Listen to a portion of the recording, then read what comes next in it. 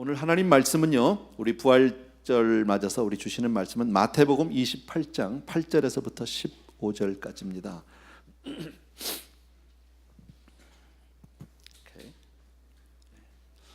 먼저 8절 한 절을 읽고 우리 시작을 해봅시다. 우리 8절 한 절을 같이 읽습니다. 시작. 그 여자들이 무서움과 큰 기쁨으로 빨리 무덤을 떠나 제자들에게 알리려고 다름질할새에. 바로 이 장면은 이제 부활절 새벽에 있었던 이야기입니다. 우리 여인들이, 여자들이 예수님의 죽음을 안타까이 여겼던 사람들이 안식일에는 움직일 수가 없죠. 율법에 의하면 먼 거리를 갈 수가 없기 때문에 예수님의 무덤을 갈 수 없었습니다. 그러나 안식 후 첫날 부활절, 오늘 새벽이죠. 새벽 일찍 무덤을 찾았습니다. 거기 가서 무슨 일이 벌어졌죠? 우리 가는 대로 주님이 부활하신 거죠. 빈 무덤을 발견하게 됩니다. 그리고 거기서 천사를 만나게 됩니다. 천사가 말씀하시기를 예수님이 다시 사셨다는 거죠.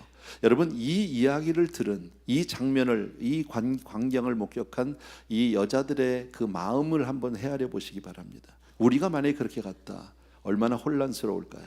이게 꿈인가 생신가? 이걸 어떻게 이해를 해야 될까? 도무지 이해하기 어렵습니다. 왜? 분명히 예수님이 돌아가시는 것 확인했거든요. 죽은 사람이 다시 살아났다? 이걸 내가 어떻게 믿어야 하고 어떻게 받아들여야 될지 정말 어렵다는 거죠. 혼란스럽다는 거죠. 그럼에도 불구하고 분명한 사실은 뭡니까? 천사가 내게 지금 말하고 있고, 무덤이 열려 있고, 예수님의 시체는 오간데 없고, 무덤은 비어 있고, 이거 정말 이해할 수 없는 거죠. 정말 마음 같아서는 주님이 다시 사셨다 그러고 싶어요. 그거 믿고 싶어요. 그런데 또 하나는 믿을 수 없는, 그게 믿어지지 않는 그런 것도 현실이다. 정말 모르겠다. 와. 예, 이런 거죠. 그래서 오늘 그 마음 상태를 표현한 것이 바로 8절에 그 여자들이 무서움과 큰 기쁨으로 도무지 이해할 수도 없고 받아들일 수도 없고, 그러나 믿고 싶고 정말 그랬으면 좋겠고, 그러나 이게 어떻게 도무지 인간의 이성으로는, 상식으로는 받아들이기 어려운 장면입니다. 여러분, 예. 근데 무슨 일인지 모르지만 급해졌어요. 예. 빨리 제자들에게 가서 설명을 해야 될 것 같아. 뭔지는 모르지만 달려가야 될 것 같아. 가서 이 장면을 어떻게 나도 잘 이해는 안 되지만 어쨌든 이 현실을 가서 전하기는 해야 될 것 같아. 그것을 가지고 오늘 성경에 여자들이 무서움과 큰 기쁨으로 무덤을 빨리 떠나서 제자들에게 알리려고 달려갔다라고 이야기합니다. 예. 여러분, 이 한 장면이 이게 신앙입니다. 이게 우리의 신앙입니다. 예. 사실 신앙은 이런 거예요. 여러분, 저는 어렴풋이 오래전에 제가 처음 주님을 만났을 때를 기억을 합니다. 여러분도 아마 그런 시절이, 그런 때가 분명히 있었을 겁니다. 저는 예수님을 인격적으로 만나기 전에, 성령으로 거듭나기 이전에도 교회를 다녔어요. 예, 그런데 그러다가 어느 날 예수님을 내가 인격적으로 영접하게 됐고, 그리고 내가 거듭나게 됐습니다. 그리고 나서 내 삶은 완전히 달라졌어요. 완전히 변했어요.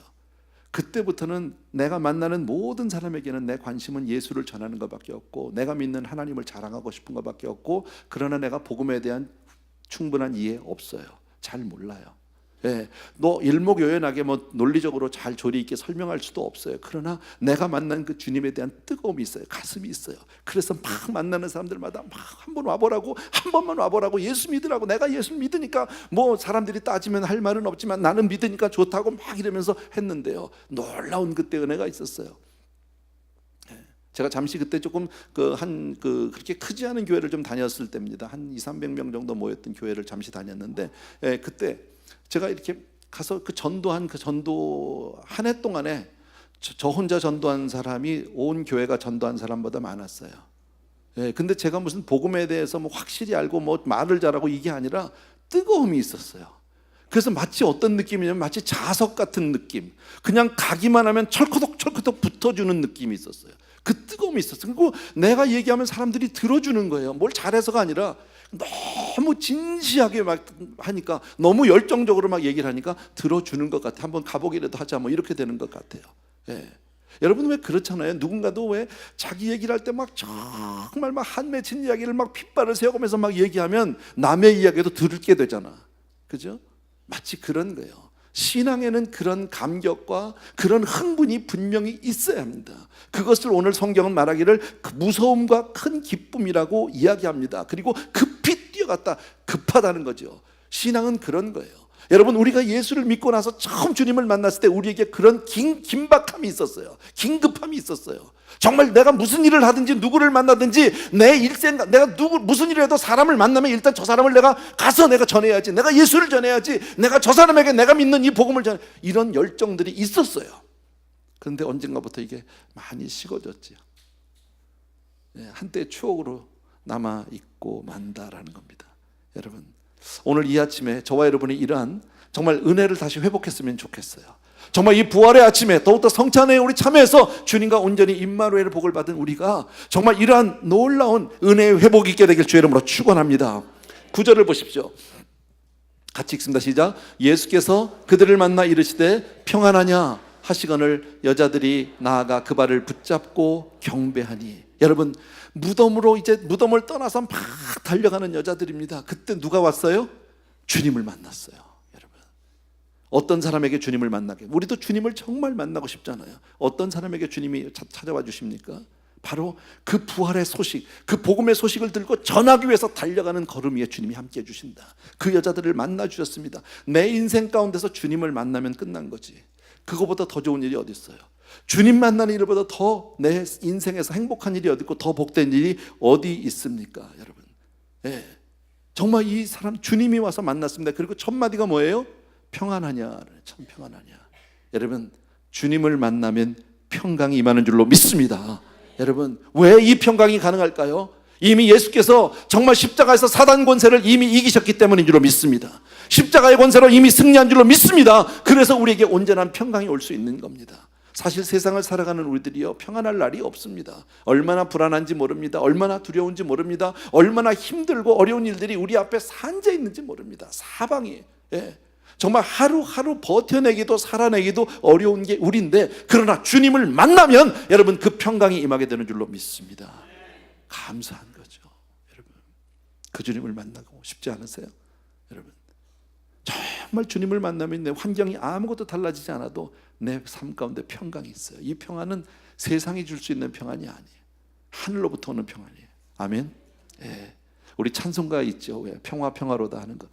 우리 F나 G 메이저 정도 눌러주면 될 것 같아. 우리 후렴만 정말 기도하는 마음으로 우리 같이 후렴만 같이 한번 드립시다. 평화 평화로다.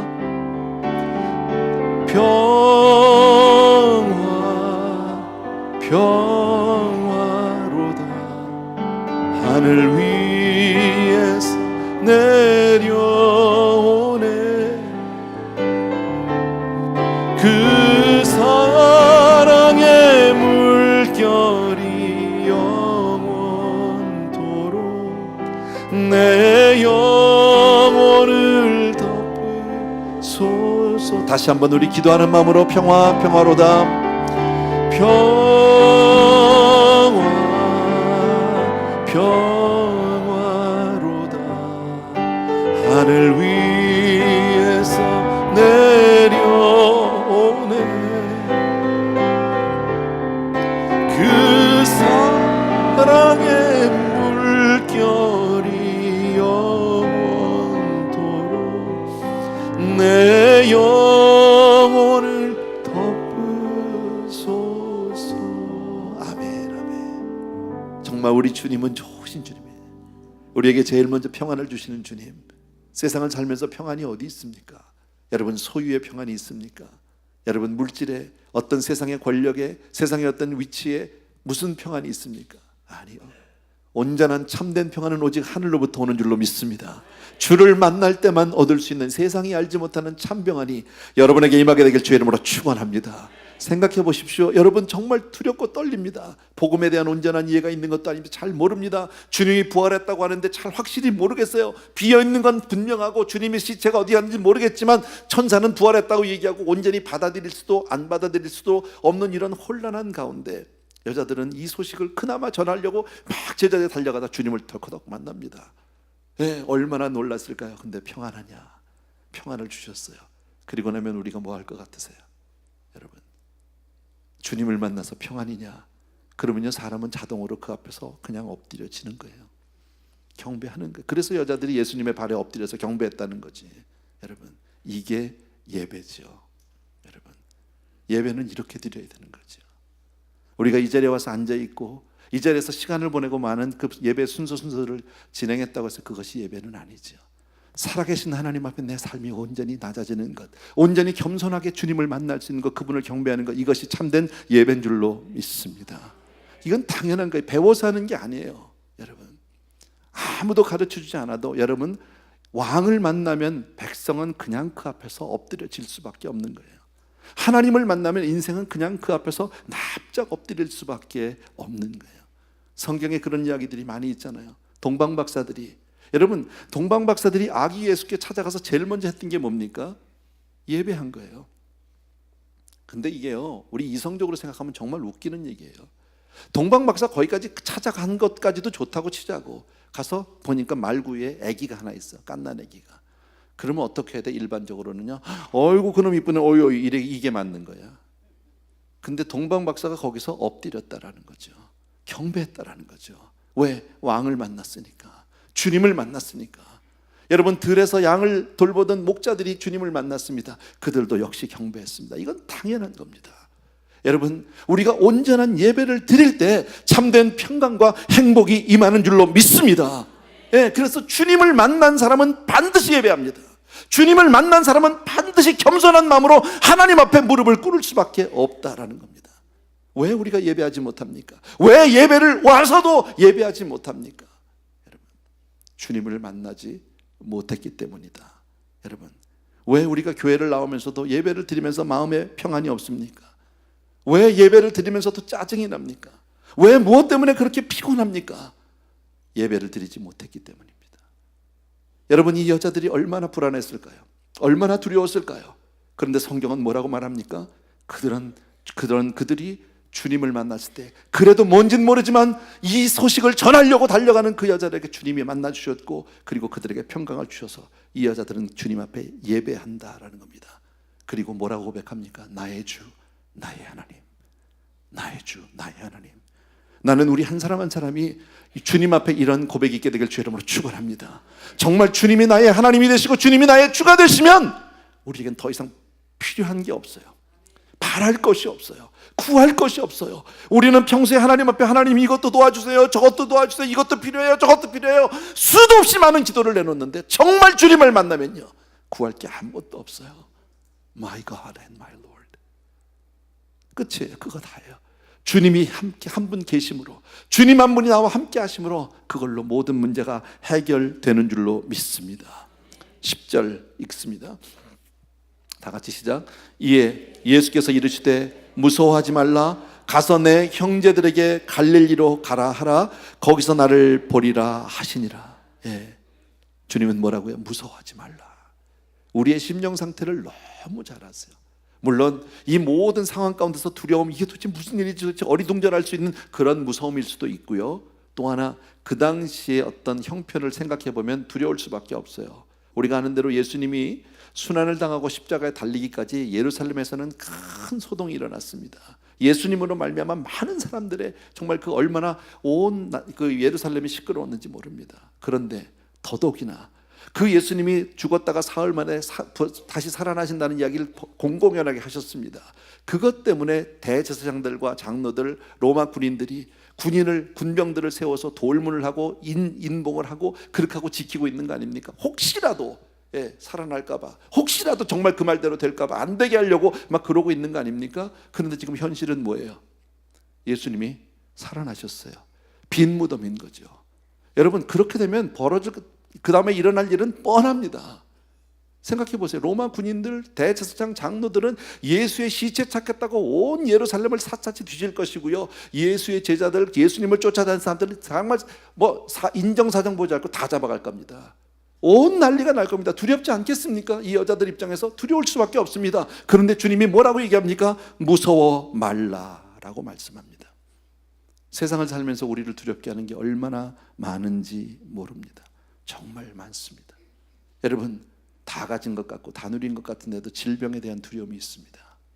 혹시 이러다가 암병이라도 덜커덕 걸리는 건 아닌지, 혹시 우리 집안에 별일은 없을런지, 내가 오늘은 지금 이렇게 괜찮은 것 같고 그런데 혹시 나도 모르게 내 안에서 무슨 일이 있는 건 아닌지, 늘 그런 두려움 속에서 우리는 살아갑니다. 가난, 여러분, 날마다 생존 경쟁 속에서 정말 이 삶을 어떻게 살아요? 하나로 물가는 치솟고 정말 삶은 점점 어려워지는데 이거 어떻게 살아낼지, 앞으로 우리 아이들은 어떻게 살아갈지 별의별 걱정이 다 있습니다. 지금 일을 하고 있으면서 혹시 실패할까 봐 좌절, 낙심, 여러분 고독, 그렇게 사람이 많은데 아무도 없는 것 같은 거, 나 혼자밖에.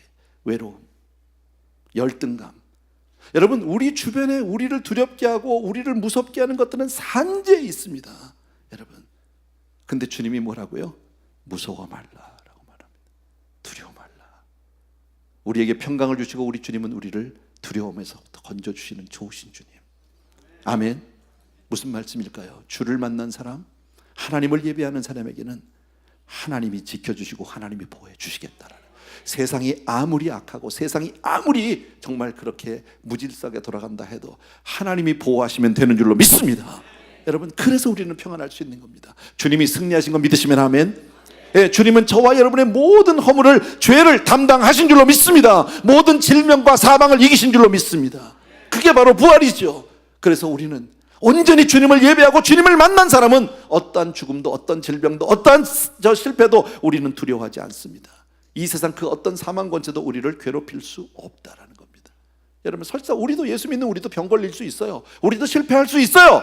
우리도 사고 날 수 있고요. 우리도 총 맞아 죽을 수도 있어요. 다 할 수 있어요. 그러나 우리는 그것 때문에 두려워하진 않아요. 왜? 설사 우리가 병에 걸렸습니다, 내가 정말 아파서 그 병으로 말미암아 죽어간다고 해도 나는 병 때문에 죽는다고 믿지 않습니다. 제가 늘 말씀드리지만요, 하나님의 때가 돼서 부르시면 가는 거예요. 아멘. 사명이 있는 동안에 하나님이 우리를 두실 겁니다. 아멘. 그보다 더한 일이 있어도 하나님이 나를 이 땅에 두시고자 하면 그 누구도 막을 수 없다라는 사실입니다. 아멘입니까? 그래서 우리는 사망 권세로부터 자유함을 얻을 수 있다. 아멘. 또 하나, 우리 주님께서 이 여자들에게 뭐라고요? 두려워하지 말고 무서워하지 말라. 그 다음에 뭐라고? 빨리 가서 제자들에게 이야기해서 어디로 가라고? 갈릴리에서. 왜 주님이 제자들을 갈릴리에서 부르셨을까요? 지금 예루살렘인데 왜 갈릴리까지 와서 만나자고 할까요? 그 전에 우리 생각할 게 있어요. 주님이 나를 사랑하신다 믿으시면 아멘. 주님이 제자들을 정말 사랑하신다 믿으시면 아멘. 맞아요. 주님의 사랑은 영원한 사랑이에요. 영원히 변치 않는 사랑이에요. 한 번 사랑하시면 끝까지 사랑하는 사랑이에요. 사람의 사랑은요, 우리끼리는 영원히 사랑하자, 변치 말자고 얘기하는데, 그러면 좋겠는데 그게 쉽지 않아요. 예, 변하는 사랑도 많고 가다가 중단되는 사랑도 많고 그래요. 그러나 하나님은 어떠한 경우에도 우리를 끝까지 사랑해 주시는 줄로 믿습니다. 예, 이건 너무 분명한 사실입니다. 여러분, 주님이 고난을 당하실 때, 십자가에 달리실 때 제자들 다 도망갔어요. 다 뿔뿔이 흩어졌어요. 심지어 수제자라고 하는 베드로는 3번이나 모른다고 예수를 부인하고 도망갔어요. 끝까지 십자가 밑에 남아있던 제자는 요한이라는 제자 하나예요. 어머니하고 같이 있었지, 마리아하고. 예수님이 십자가에서 내 어머니라고 요한에게 자기 어머니 마리아를 부탁하는 장면이 나오죠. 그 외에는 다 도망갔어요. 여러분, 제자들의 마음이 어떨까요? 지금요, 그 죄책감, 수치심, 예, 정말 자기 자신을 자기가 용납하지 못하는 그런 아픔이 있어요. 예, 우리도 살아가면서 그런 아픔들이 있어요. 예, 겉으로는 다 멀쩡한 것 같은데 내 속 안에서 상처들이 있어요. 내 스스로도 용서하지 못하고 용납하지 못하는 그런 아픔들을 가지고 살아요. 다 멀쩡한 것 같아도 속은 다 거기서 거기에요. 여러분, 예. 우리 주님은 그 제자들을 사랑하신 거죠. 설사 제자들이 주님을 배신했어도 주님은 끝까지 그들을 사랑하셨어요. 예. 저는 오래전에 이런 고민을 한 적이 있었어요. 성경 말씀을 보면 분명히 우리가 이 세상에 살면서 우리가 말하고 행동하고 생각한 모든 것을 다 기록해 놓으신다는 거지. 죄의 책에다가. 그리고 그 책이 희고 큰 보좌의 심판에서 하나님 앞에서 그것이 낱낱이 펼쳐지고 낱낱이 드러난다라는 거예요. 자, 우리가 예수 믿어요. 내가 예수 믿으니까 내가 구원받은 것에 대해서 나는 의심하지 않아요. 나는 분명히 언제 이 세상을 떠나도 난 천국 가요. 확실해. 아멘입니까, 여러분도? 예, 맞아요. 그런데 희고 큰 보좌 앞에서 그 죄의 책이 펼쳐져서 만약에 그것이 낱낱이 드러난다면 난 정말 부끄러워서 못 살 것 같아. 설 수 없을 것 같아. 설사 주님이 그 죄를 용서해 주신다고 해도 일단 밝혀지고 나면, 드러나고 나면 나는 성도님들 많지, 천사들 있지, 하나님도 계시지. 그러면 거기가 천국이 될 수 있을까? 이런 생각을 해본 적, 고민을 좀 해봤어. 이걸 어떻게 해결을 해야 되나.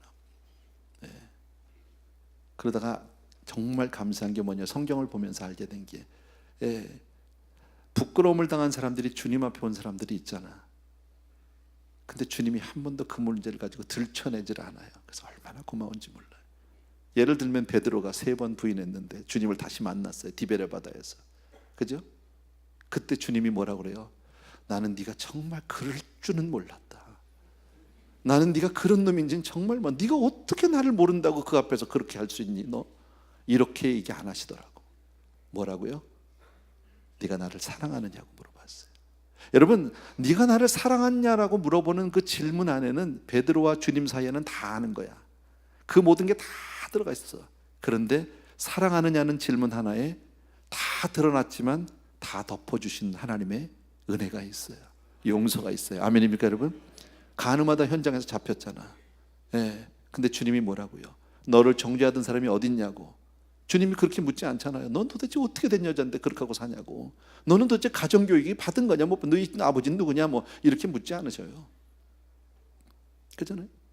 뭐라고 그래요? 너를 정죄하던 사람이 어딨냐고. 보니까 없어요. 다 도망갔어. 돌 떨어뜨리고 갔잖아. 뭐라고요? 나도 너를 정죄하지 않는데 가서 더 이상 죄 짓지만 말라고 보내주셔요. 복음이야, 복음. 여러분, 우리 주님은 우리의 죄를 일일이 낱낱이 다 드러내지 않아요. 얼마나 감사한지 몰라. 여러분, 주님이 왜 갈릴리로 제자들을 부르셨을까요? 다 실패한 제자들이에요. 나는 또 하나 알게 된 게 있어요. 실패하지 않은 인생은 하나님이 안 쓰더라고. 그걸 알았어. 제자들 가운데 실패하지 않은 사람이 누가 있으며, 여러분, 하나님의 사람들 가운데 실패하지 않은 인생이 있어요? 보세요. 다 깨졌어요. 다 무너졌어요. 바울도 그랬죠. 아브라함도 그랬죠. 다윗도 그랬죠. 모세도 그랬죠. 하나같이 다 부끄러움을 다 드러내놓고 있는데도 주님은 그들을 사용하고 계시더라는 거지. 여러분, 우리 가운데 온전한 인생이 어디 있어요? 세상적으로는 다 괜찮은 것 같죠. 얘가 유명한 대학 나왔어요. 공부도 너무 잘하고요. 뭐 너무 똑똑하고 뭐 부족한, 다 그런 것 같아. 맞아. 겉으로는 그래. 속은요.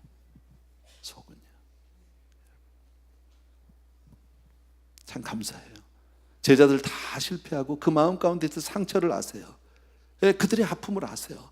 말 못하는 고민을 아세요. 제자들끼리 서로 얼굴 보기도 정말 창피할 겁니다. 그런데 우리 주님이 그들을 갈릴리로 부르셨어요. 왜 갈릴리가 하필이면요? 다락방으로 오라고 안 하고 베들레헴으로 오라고 안 하고 왜 하필이면 갈릴리일까요? 갈릴리가 바로 주님이 그들을 처음 부르신 곳이니까, 주님이 그들을 처음 만났던 곳이고 그들을 훈련시켰던 곳이 바로 갈릴리니까. 저는 여기서 무엇을 말씀하고 싶으냐면, 우리도 살아가면서 많은 힘든 아픔들이 있어요. 고민들이 있어요. 여러분, 그럴 때 어디로 가야 해요? 처음 주님을 만났던 곳으로 가야 돼요. 여러분의 갈릴리로 돌아가셔야 해요. 거기서 다시 주님을 만날 때 회복되는 줄로 믿습니다. 저는 갈릴리가 있거든요. 여러분은 여러분의 갈릴리가 있습니까? 저는 제가 처음 은혜 받았을 때, 그렇게 은혜 받았을 때 들었던 카세트 테이프 하나 있어요. 지금은 너무 많이 들어서 늘어져서 들을 수도 없고 카세트 플레이어가 없어요, 요새는요. 그런데 그게 있어요, 제 책상에, 서랍에. 저도 늘 신앙생활을 잘하지만 않아요. 가다 보면 신앙생활이 무너질 때도 있고 실패할 때도 있고 스스로에게 낙심할 때도 있고요. 스스로에게 정말 실망할 때도 있어요. 그런데 그때의 그 테이프만 꺼내도 가슴이 뛰기 시작합니다. 이때 이런 은혜를 받았지. 처음 받았던 그 은혜. 여러분, 우리 가운데 이런 분들 계실지 모릅니다. 젊었을 때 정말 주님을 사랑했어요. 그래서 헌신했어요. 주를 위해 살겠다고 눈물로 헌신하고 정말 선교사로 순교자로 막 이렇게 하신 분들이 혹시 계실 수 있어요. 한때는 신학교도 다녔던 분이 계실지도 몰라요. 그런데 그대로 못 살았어요. 오랜 시간이 지나면서 그것은 그냥 지난 옛날의 추억으로, 그런 분이 계실지. 그러나 마음 한구석 늘 부끄럽고 미안하고 그런 마음이 있을지 몰라요. 그런 분은 어디로? 갈릴리로 가셔야 돼요. 골방에서 주님을 만나지 골방으로 가셔야 돼요. 여러분, 금식하다 주님을 만났으면 다시 금식하며 매달리셔야 돼요.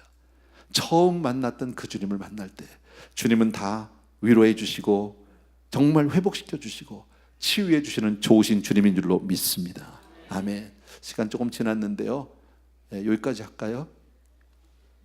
11절부터 좀 더 해야 되는데 5분만 더 주세요. 5분만. 빨리 할게요. 11절부터 14절까지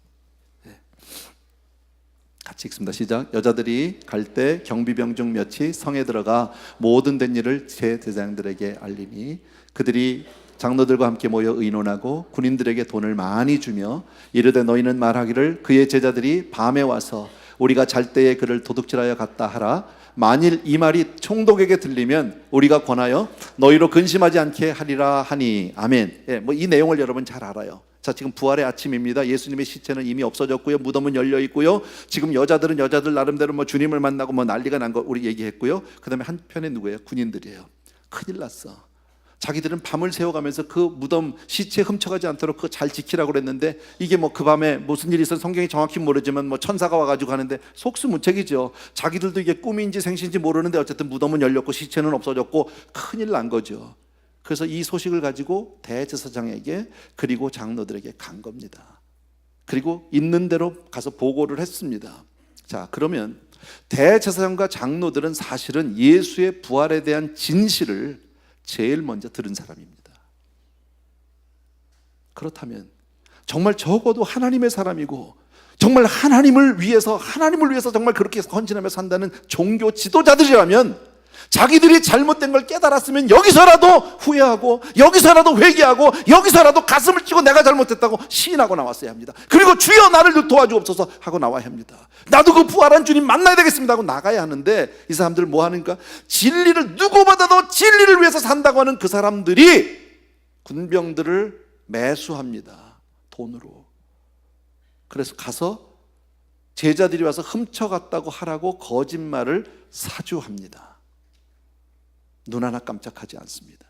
양심의 가책 전혀 없습니다. 여러분, 신앙생활을 오래 했다고 해서 우리의 신앙이 건강하다고 얘기할 수도 없고요, 안전하다고 얘기할 수 없어요. 아무리 오래 신앙생활한 사람도 여러분 아무리 목사고 장로라도 하나님의 은혜 아니면 한순간이에요. 하나님이 오늘까지 붙들어 주셔서 오늘 우리가 여기까지 있는 줄로 믿습니다. 그래서 여기 보세요. 종교 지도자들, 오래 믿은 사람들 타락하면 더 무섭습니다. 죄가 되지 않습니다. 이 사람들이 왜 이랬습니까? 주를 위해 살겠다는 말뿐이고 실상은 자기 개인의 유익과 기득권을 지키기 위해서 지금 이 짓을 하고 있는 겁니다. 얼마나 무서운지 몰라요. 그것 때문에 양심을 속이고 진리를 받아들이지 않고 타락한 모습대로 살아가는데 이것이 이들만의 문제가 아니라 우리도 다 똑같다는 거예요. 오늘 성경에 나온 걸로 보면 세 가지의 어떤 이 모습이 있어요. 타락한 모습. 첫 번째가 바로 뭐예요? 돈으로 안 되는 게 어디 있어? 이거예요. 여러분, 얼마나 많은 사람들이 이렇게 얘기합니까? 돈 가지고 다 해, 돈이면 다 돼, 이렇게 얘기하는 건 이건 무서운 타락입니다.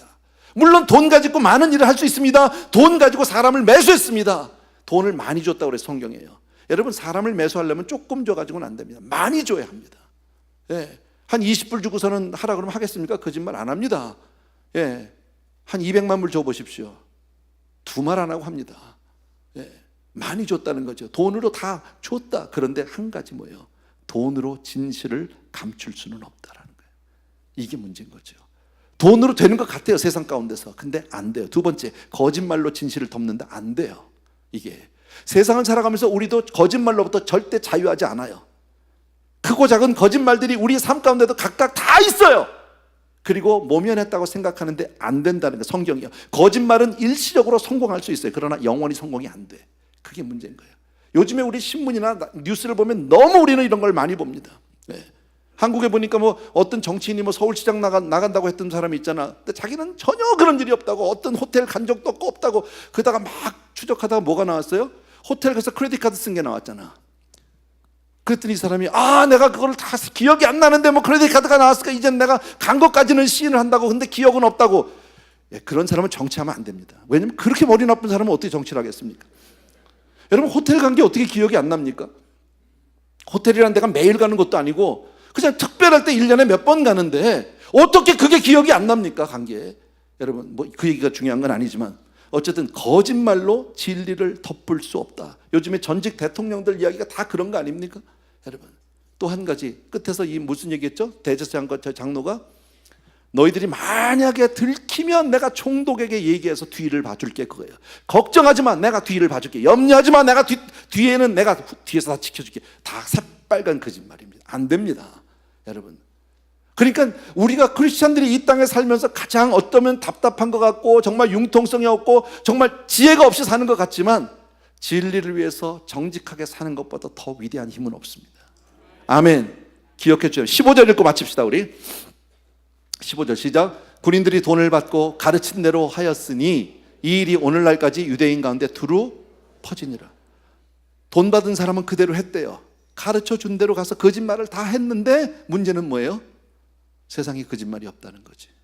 세상에 비밀이 없다는 거죠. 이 말이 오늘날까지 유대인 가운데 그대로 전해졌다라네. 여러분, 거짓말은 통하지 않는다. 진실은 감출 수 없다. 더 나가서 뭐예요? 예수의 부활은 감출 수 없다라는. 아멘. 예수의 시신은 도둑 맞은 것이 아니라 주님이 다시 살아나신 줄로 믿습니다. 부활하신 줄로 믿습니다. 그리고 부활한 주님이 우리와 함께 하시고 성령으로 우리 각인과 함께 해 주시는 줄로 믿습니다. 마지막으로 그분이 우리에게 하신 말씀이 있습니다. 오직 성령이 너에게 임하시면 너희가 권능을 받고 예루살렘과 땅끝과 사마리아 땅끝까지로 내 증인이 되리라. 이것은 주님이 우리에게 주신 지상 명령이다. 아멘입니까 여러분? 비록 그대로 순종을 못한다 할지라도 전도, 선교에 대한 부담은 늘 가지고 살아야 합니다. 아멘. 무거운 부담이 아니라 정말 이것이 성령 안에서 우리에게 주신 특권이라는 사실을 꼭 기억해 주시기 바라고 부활의 증인으로 사는 저와 여러분 되길 주의 이름으로 축원합니다. 아멘. 자리에서 다 일어나십시오. 네. 우리 이 시간에 찬송가 하나 드리고 할렐루야 우리 예수 1절과 3절만 드리고 마치겠습니다. 할렐루야 우리 예수 부활 승천하셨네. 세상 사람 찬양하니 천사와 답하도다. 구주 예수 부활하사 사망 권세 이겼네. 구주 예수 부활하사 사망 권 3절입니다. 할렐루야 할렐루야 우리 예수 흠과 티가 없도다. 무덤 속에 있는 죄인 주가 일으키시네. 구주 예수 부활하사 영광 주로 오시네. 구주 예수 부활하사 영광 주로 오시네. 아멘. 사랑하는 우리 아버지 하나님, 정말 부활절 이 아침에 사랑하는 성도님들과 함께 정말 주님 앞에 귀한 예배를 드립니다. 우리 한 사람 한 사람 그렇게 정말 복음의 증인으로 살 수 있도록 뜨거운 가슴으로 주님을 사랑하며 살 수 있도록 정말 주님과 우리가 온전히 하나 되어서 주님을 만난 그 감격과 감사로 살아갈 수 있도록 축복하여 주시옵소서. 주 오시는 그날까지 정말 아버지의 땅끝까지 전하는 이 사명자의 사명을 잊지 않는 우리가 되게 도와주시기 원하고 우리의 삶 가운데 늘 하나님의 평강과 하나님의 보호하심과 하나님의 치유하심이 있게 하여 주옵소서. 사랑하는 아버지, 오늘 우리가 정성껏 주님 앞에 준비한 예물들, 이것은 특별히 주님의 부활을 우리가 기념하고 기뻐하면서 드리는 예물입니다. 물질이 아닌 우리의 고백이고 우리의 삶이고 우리의 모든 것 됩니다. 주님, 예물로 대신하는 우리 성도님들의 삶을 받아 주시옵소서.